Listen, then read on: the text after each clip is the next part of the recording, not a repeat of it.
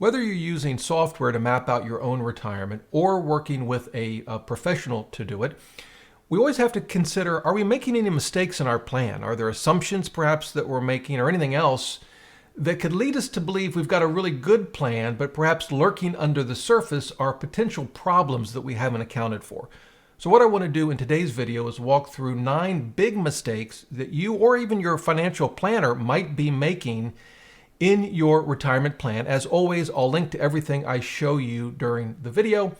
So let's dive right in. Number 1 is, are we thinking about how long we might live? Are we thinking about that in the right way? They call that longevity risk. What some folks might say is, well, let's just figure out what the average lifespan. We'll just use that, or maybe we'll add a few years to it. It turns out that we can live potentially a lot longer than we might think. Let me show you this. This comes from the Capital Group, which gives us American funds. This is just one of countless studies, all of which, by the way, conclude that we tend to underestimate how long we might live.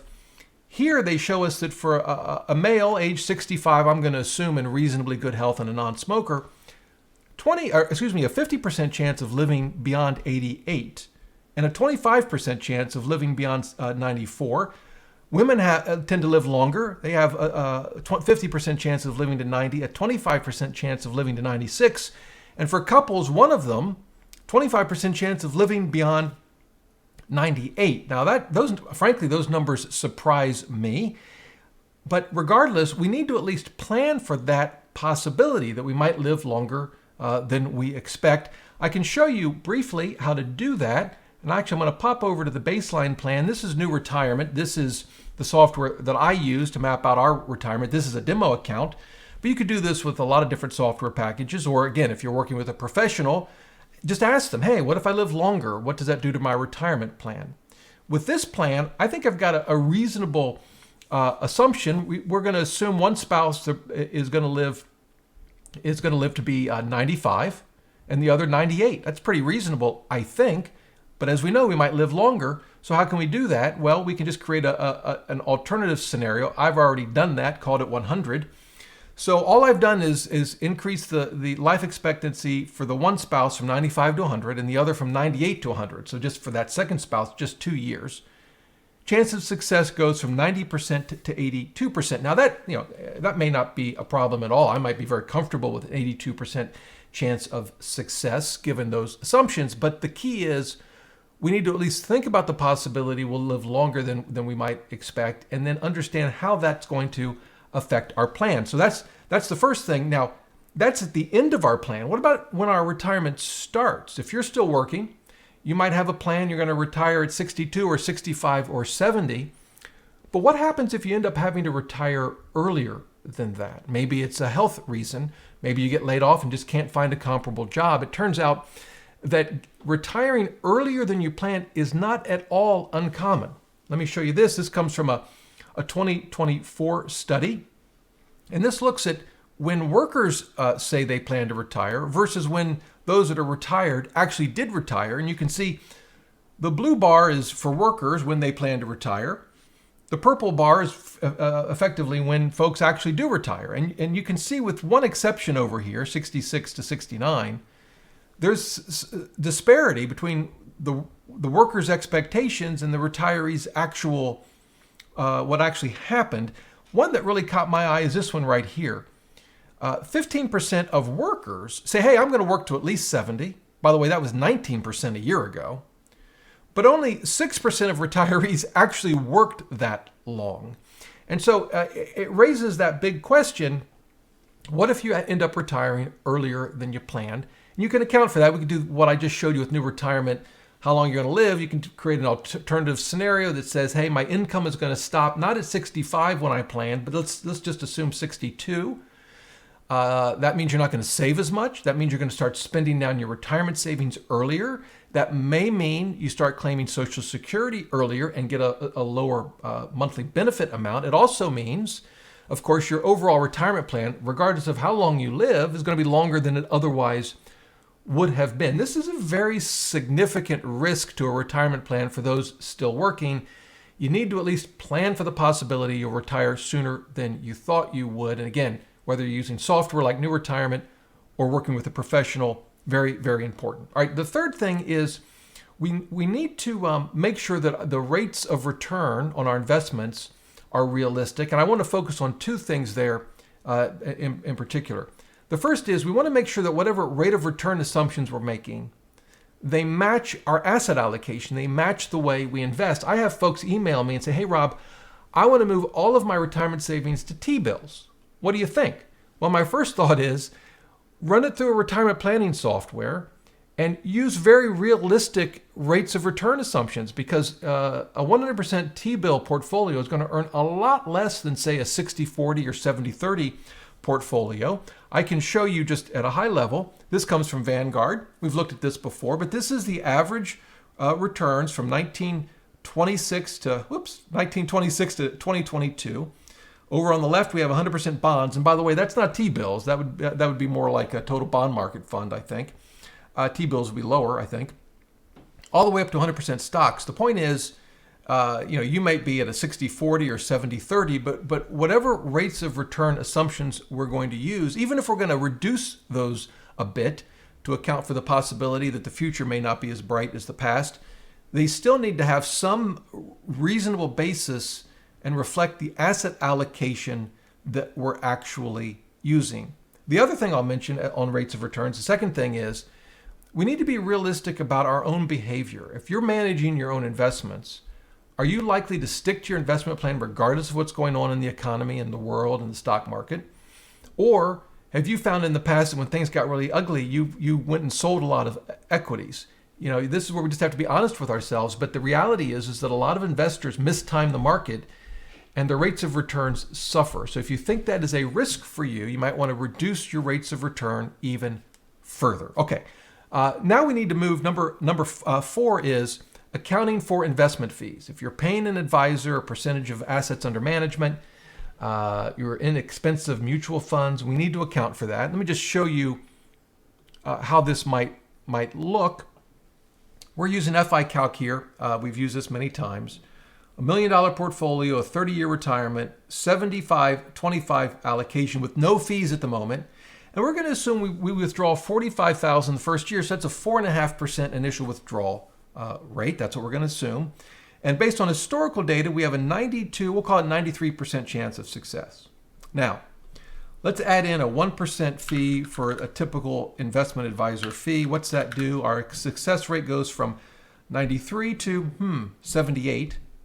Now let's imagine they put us in mutual funds that cost, we'll say 75 basis points. So let's add that to the equation. And now we're down to 70. Yeah, the key point here is that fees matter. And if you're using an advisor and they've got a retirement plan mapped out, you really need to ask them some tough questions. Hey, I'm paying you a fee. How is that reflected in the plan that you've built for me? Is it reflected?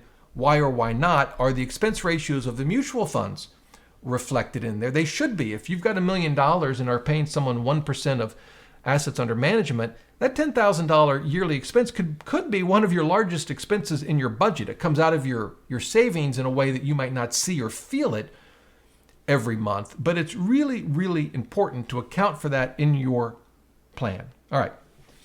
Now, the next two I want to sort of talk about together, and it's going to be an odd combination. It's 5 and 6. The first is ignoring home equity.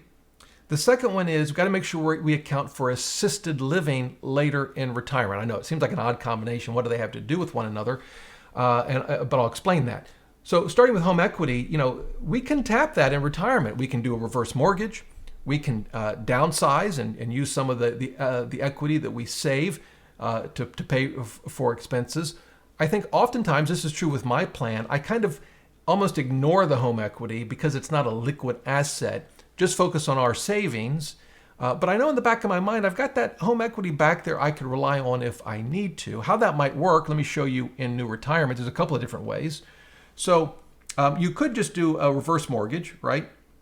Another way is you can model, and I've just got this person renting, but imagine if they owned a home, you could model a future change in primary residence. And here you can change a couple of things. Obviously, if you downsize, so you sell a more expensive home, buy a less expensive home, and you've got the difference there that you can use for spending. You can also model in new retirement moving to a different state, which of course could affect your income tax. So a lot of different ways you can model those possibilities. And I think it's worth pausing and taking some time to think about that. Now, I mentioned assisted living, and you say, well, Rob, what's the home got to do with assisted living? Let's first talk about costs. So I found this source. Oops, not that one, this one. And I'll leave this below the video, links to this. But this is the daily and monthly and yearly average costs for assisted living in 2024 by state. It doesn't take long to look at this table and know, boy, that's expensive. And it raises the question, well, how long will you be in assisted living? Of course, there's no way to know that, right, ahead of time. The average, and this comes from this article from Northwestern Mutual, it's actually, the data comes from a different source. They're just referencing it here. Comes from National Center for Assisted Living. It's 22 months. That's the average, right? So we could put those numbers together. I think the average cost then comes around out to like $120,000. But of course, depending on where you live, it could be a lot more, could be a little less. We're not going to know exactly how much we need. There's just no way to know that, but we need to account for that in our plan. Now, if we go back to new retirement for a minute, again, this is just the software that I know well and use, but you could do this in other packages. One of the things that new retirement does, you go down to expenses, and we can see long-term care. And you can select from a number of different options. Now, the one I've got at the moment is just plan to use up savings. When you set that, if we go back to Insights and we look at income and expenses, here are the estimated expenses. We see towards the end of life, these sort of maroon or dark purple parts of the bar, those are the long-term care expenses. Now, what they do, they assume that for the last 3 years of your life, and they use averages like the averages I showed you, you're going to have that expense for the last 3 years. In this case, it's a couple. They're different ages, so their last 3 years are at different times. But you can see those purple or maroon bars there that account for long-term care. Obviously, in new retirement, you could change the amount if you wanted to. You could add to it if you'd like. The other thing you can do in new retirement, if we go back to expenses and go to long-term care, what you can say is, hey, I've got a bunch of home equity. I'm not quite sure what to do with it in my plan. Why don't we just assume I'll use home equity to account for long-term care? That would be one possibility. And you've got right here, plan to use home equity to fund the costs. It gives you some information about it. You can save it, and it deals with the assisted living costs that way. So there is this sort of, could be a relationship between assisted living and home equity. Of course, I suppose you could say you could attach your home equity to any expense that you have, but particularly for those that want to stay in their home, that might be a good way to think about it in your plan. The key, though, however you do it, is that you got to factor in assisted living. And as I mentioned, a tool like new retirement can help you do it. All right, got 3 more. Going to run through them quickly. Actually, we'll stay with new retirement. This number 7 is really important. If you're married or you have a significant other, with planning, you often kind of assume you'll both live to be whatever, let's say 95. But you need to factor in the possibility that one of you could pass away early. And it's easy to do. We could go to, I actually called it early checkout. Maybe we could think of a more appropriate way to name the scenario. And I don't even remember. So I had one spouse living to be age 73. And then we can see how that affects the plan. Keep in mind that it's going to affect your taxes, because you're going to go from presumably married filing jointly to a single filer. It will reduce your expenses. It won't cut them in half, but it will reduce at least some of your expenses, like insurance and living expenses. Maybe not your home if you plan to stay in your home, but a lot of the other day-to-day living expenses. It also could affect your income, because you're going to end up getting one Social Security check rather than 2. You may get spousal survivor benefits, so that might help, but it's still only going to be one Social Security check, not 2. If there are pensions and/or annuities, depending on the terms, that income could change. So, the death of one spouse early can have a significant impact on the plan, and you at least need to understand how that would affect your plan. Now, number 8 is, I think a lot of times we tend to ignore the possibility of buying an annuity. And I will tell you, my own bias is against annuities, even the sort of single premium, just immediate annuity, which can be, I think, a good tool in your retirement plan. It doesn't mean you have to take all of your savings and buy an annuity. One sort of rule of thumb I heard was to make sure you have at least 50% of your necessary spending covered with guaranteed income. Now, that Social Security for you might take care of that. If you have a pension, maybe adding that takes care of it, but maybe it doesn't, and you could annuitize a portion of your savings to bring you up to a certain percentage. Again, the rule of thumb I heard was 50%, but that's just a rule of thumb, doesn't mean it's right for you or me, so that you have a lot of your fixed expenses, your sort of necessary expenses covered with guaranteed income. Maybe you want more than that. Maybe you're more comfortable having 75 or even 100% of your required expenses covered with that kind of guaranteed income. Again, if you go back to new retirement, you can model an annuity right here, and it goes to a number of screens to walk you through an annuity. And this will allow you, again, you could create a separate scenario for this, and then you could see how the different plans compare. I think it's important to at least consider the possibility of annuitizing a part of your retirement savings. Now, the 9th thing, and I'll stay with new retirement, again, you could do this with a lot of different tools, but it's stress testing your plan. We've looked at a couple of different scenarios, but we've looked at them in the form of just sort of one thing at a time. For example, what if you live to be 100, right? And we've got this plan, and we can actually compare these plans if you want to. And we come down to scenarios, we can compare scenarios, and we could compare the live to 100 and the baseline, for example, right? And we see side by side what the differences are. That's fine. But you could stress test a plan in many, many more ways. We could say, what if we live to be 100 and we're forced to retire 2 years earlier? And what if our expenses, we've underestimated them and they're $1,000 a month more? We can add all of these different possibilities. And what if the stock market languishes for the next 10 years and inflation is a little higher than we expected?